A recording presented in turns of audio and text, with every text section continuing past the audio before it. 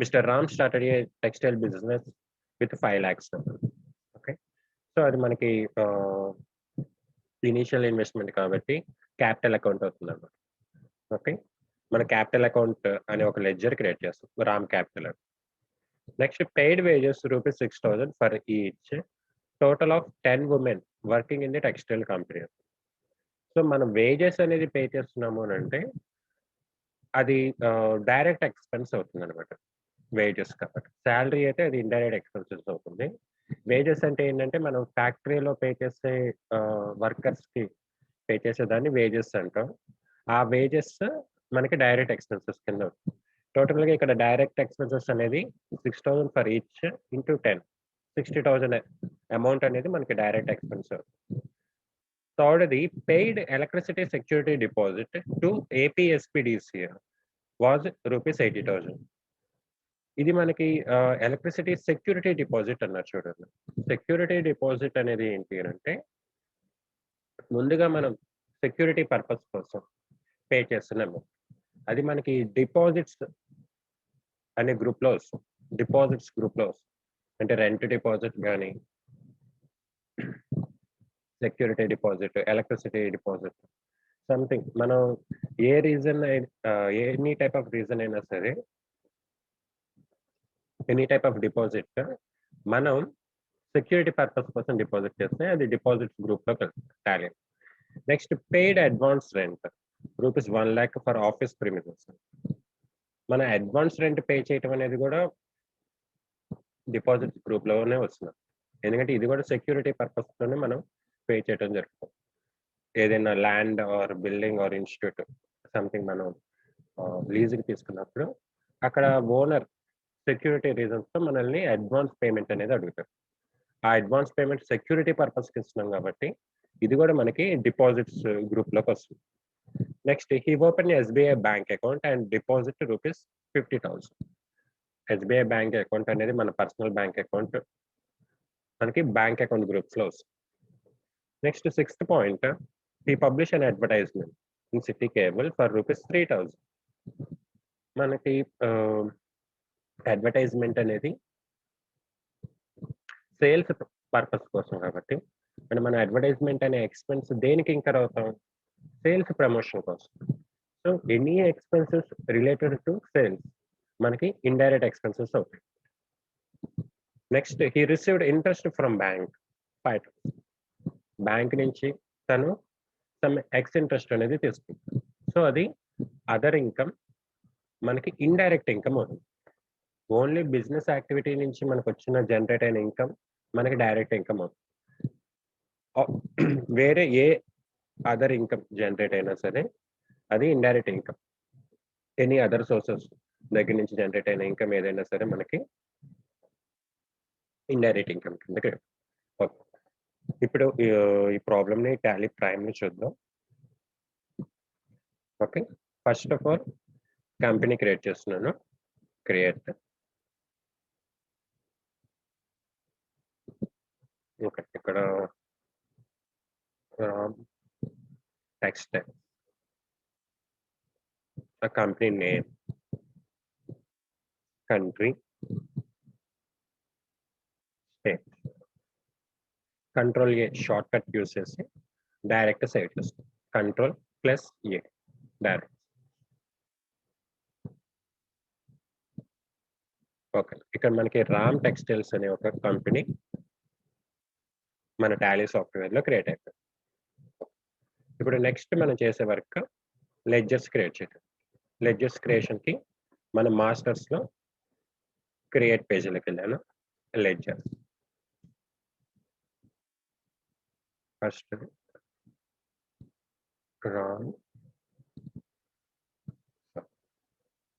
Ram capital. Ram capital always capital account గ్రూప్లో వస్తుంది. Capital account control ఏతో డైరెక్ట్ సేవ్ చేస్తుంది.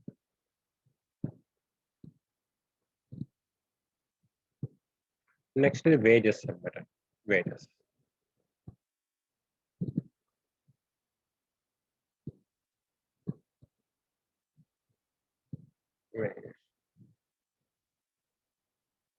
వేజెస్ అనేది మనకి డైరెక్ట్ ఎక్స్పెన్సెస్ అవుతుంది, ఎందుకంటే అది ప్రొడక్షన్ రిలేటెడ్ కాబట్టి మనకి అది డైరెక్ట్ ఎక్స్పెన్సెస్ గ్రూప్ లో పోస్ట్ చేస్తాం.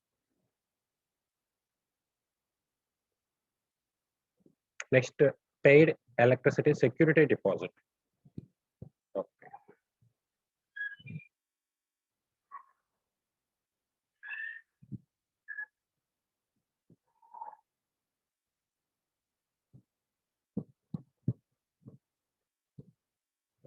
ఎలక్ట్రిసిటీ డిపాజిట్స్ గ్రూప్ లో పోస్ట్ చేస్తాం.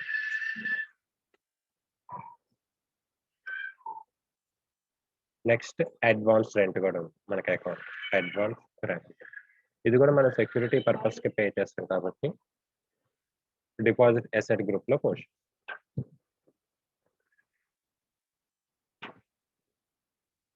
Next account SBI account open చేస్తాం. So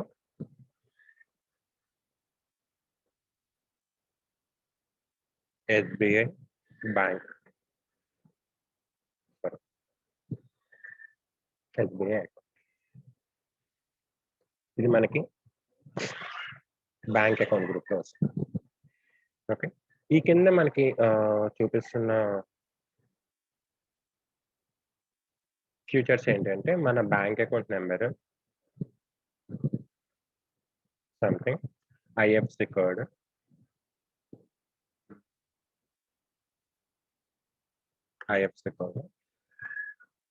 shift code, bank name, branch,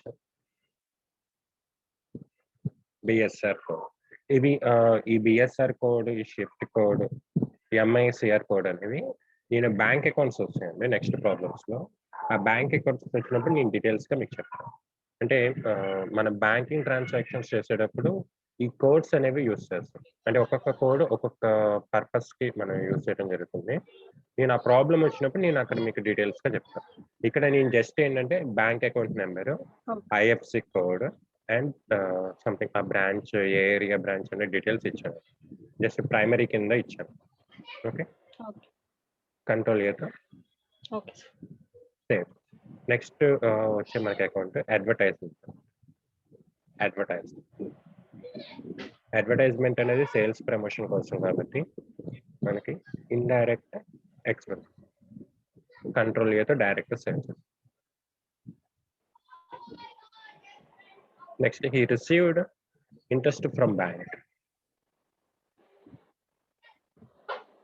bank దగ్గర నుంచి ఇంట్రెస్ట్ తీసుకున్నది ఇంట్రెస్ట్ ఇన్కమ్ అవుతుంది. ఇండైరెక్ట్ ఇన్కమ్ గ్రూప్ లో పోస్ట్ చేస్తాం. కంట్రోల్. మనకి ఈ ప్రాబ్లంలో ఉన్న అకౌంట్స్ అన్ని కూడా మనం క్రియేట్ చేసామండి. ఓకే, నెక్స్ట్ మన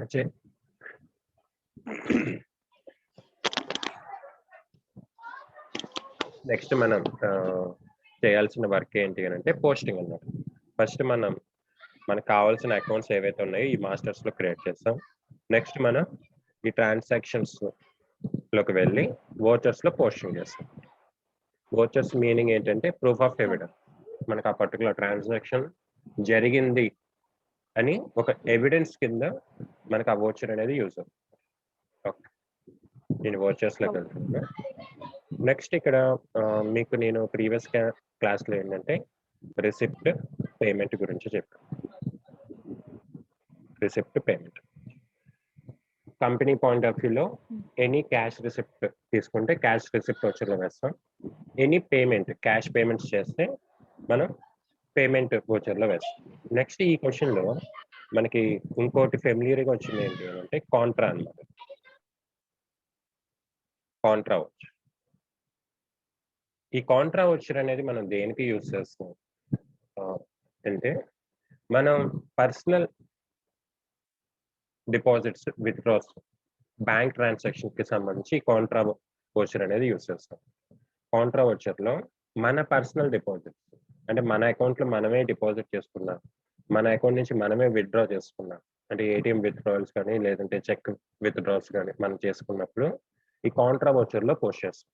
ఎందుకు ఇది స్పెసిఫిక్ గా సపరేట్ గా ఇచ్చాడు అని అంటే మనకి జరిగే ట్రాన్సాక్షన్స్ లో ఫర్ ఎగ్జాంపుల్ బ్యాంక్ ట్రాన్సాక్షన్స్‌లో మన సప్లయర్స్‌కి పే చేసేయి ఉంటాయి.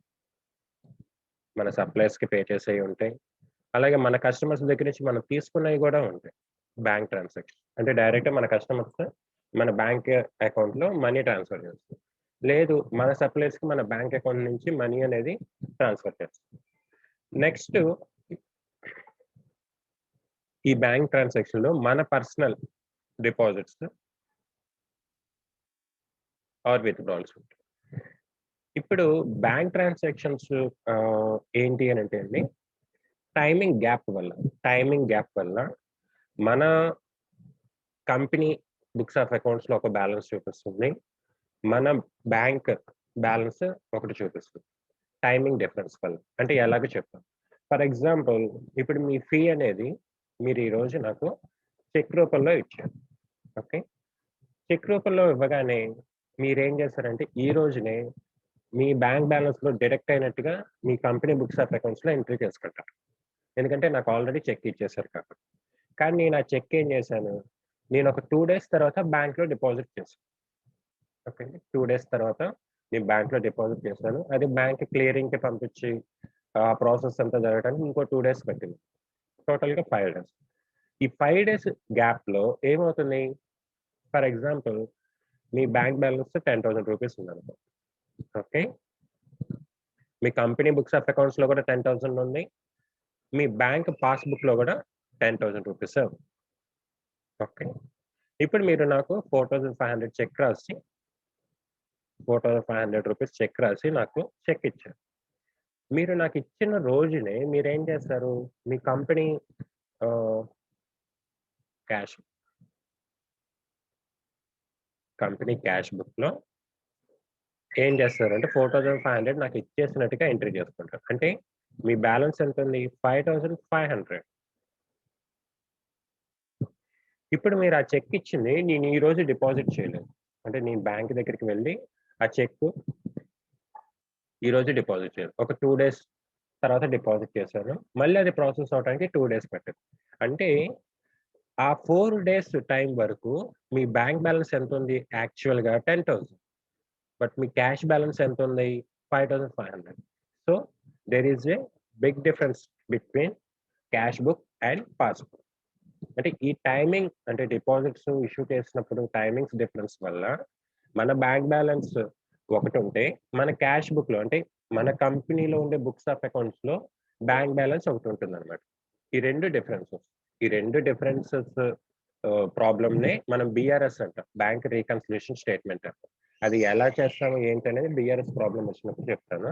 ఇక్కడ నా పాయింట్ ఏంటంటే, ఇప్పుడు మనం ఇష్యూ చేసిన ఐ మీన్ రిసీవ్ చేసుకున్నాం. చెక్ ఇష్యూ చేసినా, ఒకళ్ళకిచ్చినా, చెక్ తీసుకున్నా, ఈ బ్యాంక్ ట్రాన్సాక్షన్స్‌లో డిఫరెన్స్ అనేది ఇక్కడ వచ్చింది చూసారా? ఈ డిఫరెన్స్ అనేది సప్లయర్స్, కస్టమర్స్ మధ్య జరిగే ట్రాన్సాక్షన్స్ వల్ల వస్తుంది తప్ప, మన పర్సనల్ ట్రాన్సాక్షన్స్ వల్ల డిఫరెన్స్ వచ్చే ఛాన్సే ఉండదనమాట. ఎందుకు? నేను cheque I mean amount cash deposit చేశాననుకోండి. నేను కంపెనీ బుక్స్ ఆఫ్ అకౌంట్స్‌లో ఎంట్రీ చేసుకుంటాను. సేమ్ వే నా బ్యాంక్ బ్యాలెన్స్‌లో కూడా అది డిపాజిట్ అయినట్టుగా సేమ్ డేనే ఎంట్రీ పడిపోతుంది. సో, దానివల్ల డిఫరెన్స్ ఉండదు. అలాగే నేను ఒక ఏటీఎంలోకెళ్ళి అమౌంట్ విత్‌డ్రా చేసుకున్నాననుకోండి. నా కంపెనీ బుక్స్ ఆఫ్ అకౌంట్స్‌లో కూడా సేమ్ డేనే నేను ఎంట్రీ చేసుకుంటాను. సేమ్ బ్యాంక్ బ్యాలెన్స్ కూడా సేమ్ డేనే అమౌంట్ అనేది తగ్గిపోతుంది. సో, మన పర్సనల్ బ్యాంక్ ట్రాన్సాక్షన్స్‌లో టైమింగ్ డిఫరెన్స్ అనేది ఉండదనమాట. టైమింగ్ వల్ల అమౌంట్ డిఫరెన్స్ అనేది రాదు. సో, టాలీలో ఏం చేశారు అంటే, ఈ బ్యాంక్ ట్రాన్సాక్షన్స్‌లో పర్సనల్ ట్రాన్సాక్షన్స్ వల్ల డిఫరెన్స్ అనేది రాదు కాబట్టి. A difference? మన cash book balance, passbook balance 2 difference అనేవి రావు కాబట్టి, క్యాష్ బుక్ అంటే మన కంపెనీలో మెయింటైన్ చేసే బుక్. పాస్‌బుక్ అంటే బ్యాంక్ వాడు మెయింటైన్ చేసే బుక్.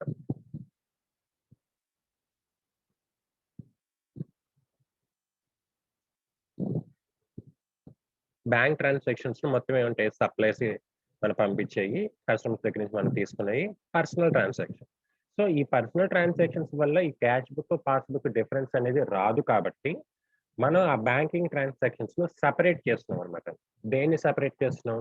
మన పర్సనల్ ట్రాన్సాక్షన్. అంటే క్యాష్ డిపాజిట్స్ అండ్ విత్‌డ్రాస్. ఆ ట్రాన్సాక్షన్స్ ని మనం ఇక్కడ కాంట్రాలో పోస్ట్ చేస్తాం. కాంట్రాలో పోస్ట్ చేస్తాం.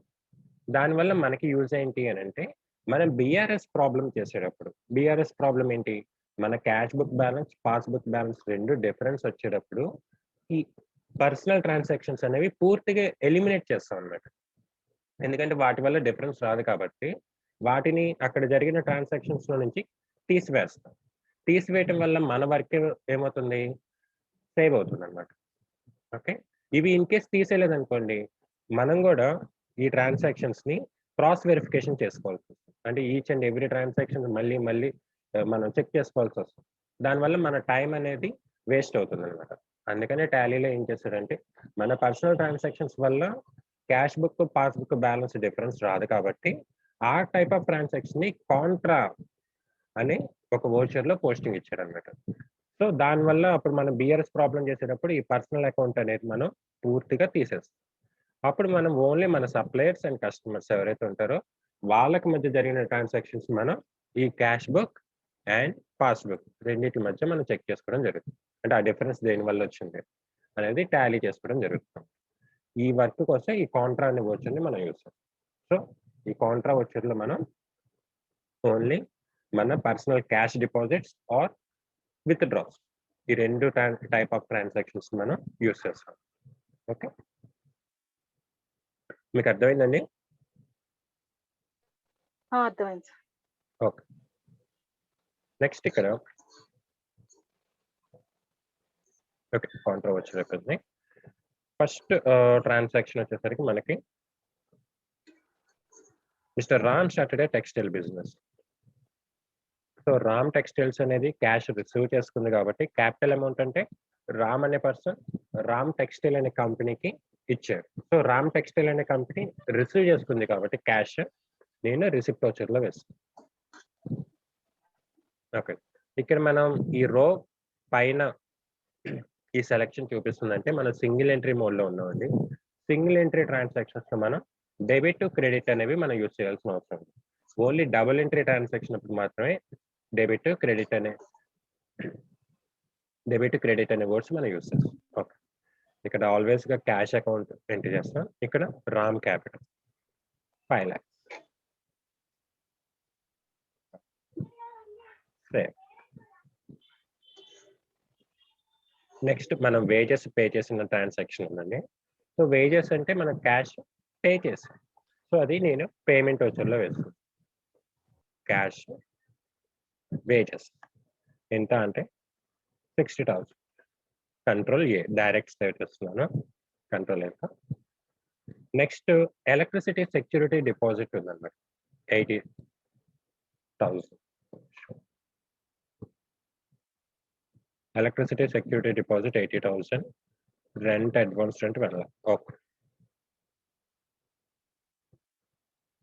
మనం ఎలక్ట్రిసిటీ సెక్యూరిటీ డిపాజిట్ కూడా మనం క్యాష్ పే చేసింది కాబట్టి పేమెంట్ వోచర్లోనే వస్తుంది. So cash electricity security deposit 80,000. Control. Next advance rent అది కూడా క్యాష్ పేమెంటే కాబట్టి పేమెంట్ వోచర్లోనే వస్తుంది.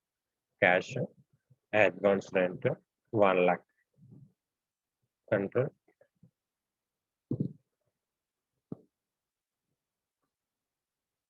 నెక్స్ట్ ఈ open SBI bank account and deposit 50,000. ఇక్కడ చూడండి 50 పాయింట్. ఎస్బీఐ బ్యాంక్ అకౌంట్ మనం ఓపెన్ చేసి 50,000 డిపాజిట్ చేసేవారు.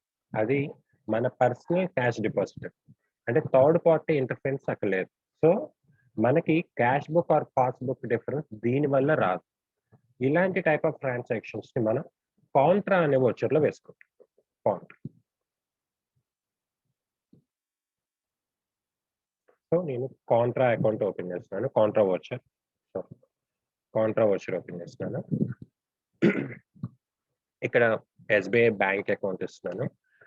పైన నేను ఎస్బీఐ అకౌంట్ ఎందుకు ఇచ్చాను అంటే ఏదైతే డెబిట్ అవుతుందో ఆ అకౌంట్ ఇక్కడ టాప్ లో ఇవ్వండి. ఏదైతే క్రెడిట్ అవుతుందో అది ఇక్కడ బాటమ్ లో ఇవ్వండి. సో ఇది డెబిట్, ఇది credit. In case with draw అనుకోండి, అప్పుడు ఇక్కడ మనకి క్యాష్ అకౌంట్ వస్తుంది. ఓకే. నేను విత్‌డ్రా ట్రాన్సాక్షన్స్ అవి కూడా ఉంటాయి. అది మనం బీఆర్ఎస్ ప్రాబ్లమ్ వచ్చినప్పుడు అక్కడ నేను స్పెసిఫిక్‌గా ఇన్ డెప్త్‌గా చెప్తాను. ఇక్కడ జస్ట్ మీరు గుర్తుంచుకునేది ఏంటి అంటే కాంట్రాలో టాప్‌లో మీరు పోస్ట్ చేసేటప్పుడు డెబిట్ ఎంట్రీ ఏదైతే ఉందో దాన్ని మీరు పాస్ చేయండి. కింద క్రెడిట్ ఎంట్రీ పాస్ చేయండి. ఓకే. మనం క్యాష్ డిపాజిట్ చేసాము అని అంటే బ్యాంక్‌లో SBI bank account debtor to cash account credit ఆ ఎంట్రీ వస్తుంది. ఓకే. 50,000 మీకు ఒక్క నిమిషం ఎంట్రీ రాసి చూపిస్తాను. ఎస్‌బీఐ అకౌంట్ డెబిట్ 50,000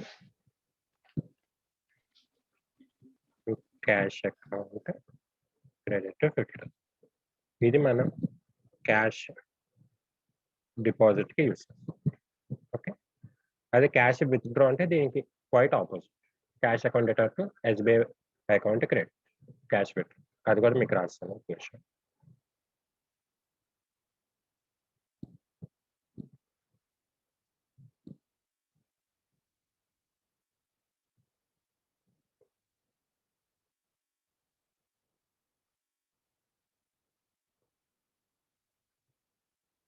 క్యాష్ విత్‌డ్రాల్‌కి అయితే ఈ ఎంట్రీ వస్తుంది. ఓకే. ఇక్కడ మీరు ఏం చేస్తారు అని అంటే ఇక్కడ డెబిట్ అయ్యే ఎంట్రీ ఇక్కడ మన క్యాష్ డిపాజిట్ కాబట్టి డెబిట్ అయ్యే ఎంట్రీ ఇక్కడ ఎస్‌బీఐ అకౌంట్ ఇచ్చాం. ఇన్ కేస్ క్యాష్ విత్‌డ్రా అనుకోండి క్యాష్ అకౌంట్ డెబిట్ అవుతుంది. అప్పుడు క్యాష్ అనే అకౌంట్ ఇక్కడ. ఓకే.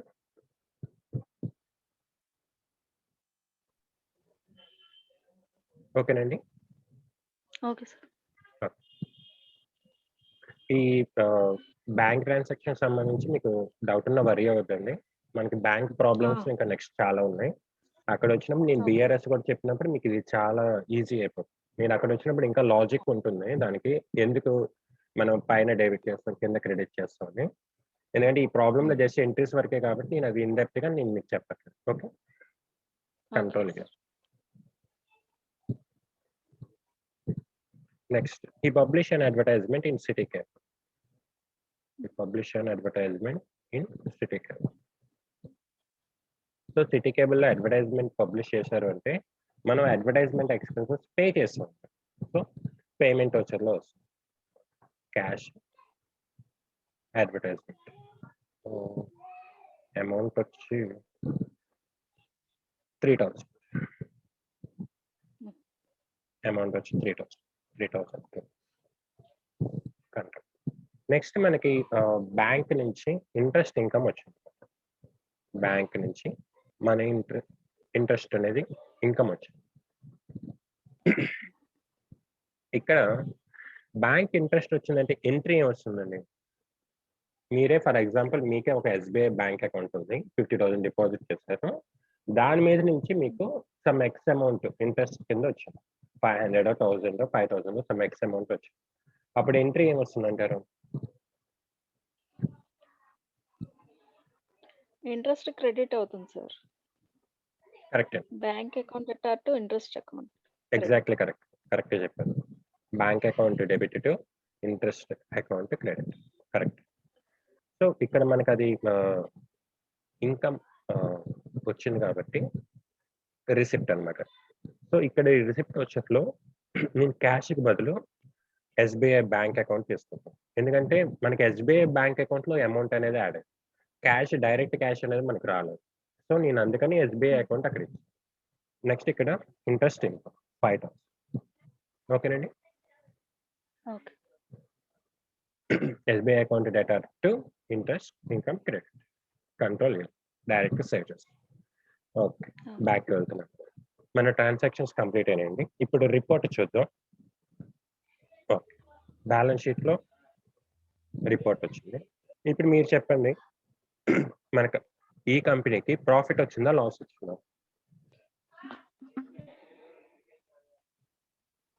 నేను ప్రీవియస్ క్వెషన్‌లో మీకు లాజిక్ చెప్పాను ఎలా చూడాలనేది.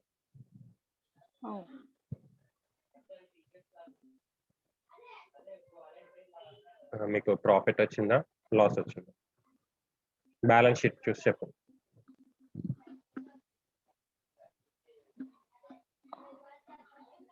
ఇది స్క్రీన్ మీద ఉన్నదే కదా సార్? 5 lakhs కనిపిస్తుంది అదొక్కటే కదా? 5 lakhs అనేది మన ప్రాఫిట్. క్యాపిటల్ అమౌంట్ అండి. యాహ్! ఇక్కడ ప్రాఫిట్ అండ్ లాస్ అకౌంట్‌లో 58,000 మనకు యాహ్! చూపిస్తుంది. సో, ఆ 58,000 అనేది ప్రాఫిటా? లాసా? 58 is profit, sir. ప్రాఫిట్.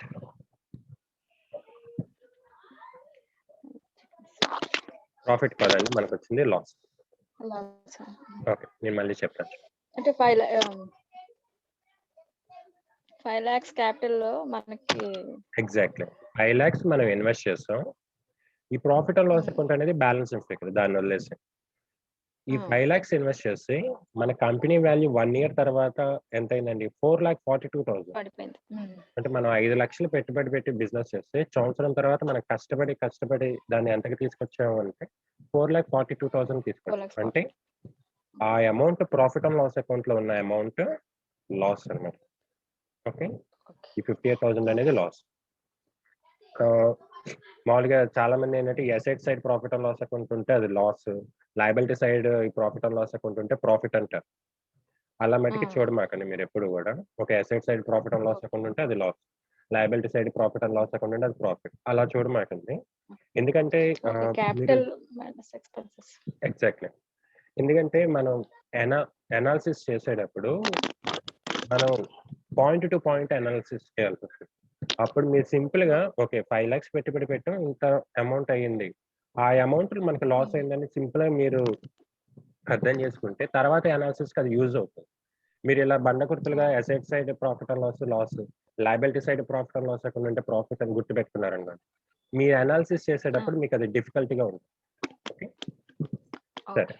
ఇప్పుడు ఈ లాస్ దేనికొచ్చిందో చూద్దాం. Profit and loss account open చేశాను. ఓకే.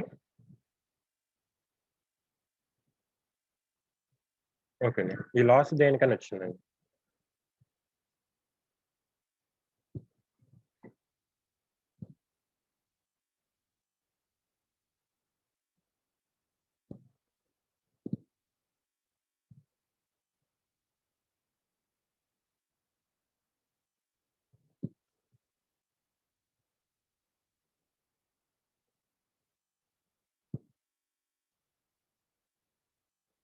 ఈ లాస్ మనకి దేనివల్ల వచ్చింది అనంటే